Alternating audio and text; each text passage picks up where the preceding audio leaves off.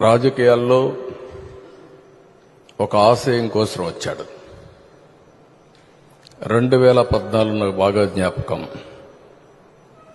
Telugu Desam BJP పొత్తు పెట్టుకున్నాం.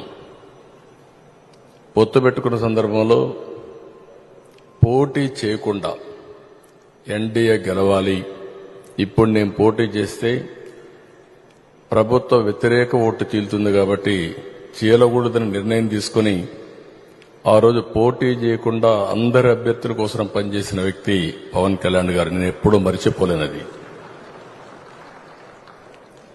నేను జైల్లో ఉన్నాను. జైలుకు వచ్చాడు. వచ్చినప్పుడు మాట్లాడాడు, చూశారు. అన్నీ ఆలోచించిన తర్వాత బయటెళ్ళి కష్టకాలంలో ఉన్నప్పుడు ఏమాత్రం కూడా ఆలోచించకుండా జనసేన తెలుగుదేశం పార్టీ రెండు పార్టీలు కలిసి పోటీ చేస్తాయని చెప్పిన వ్యక్తి పవన్ కళ్యాణ్ గారు. అప్పటికి వాస్తవంగా ఆలోచిస్తే బీజేపీతో పొత్తులో ఉన్నారు.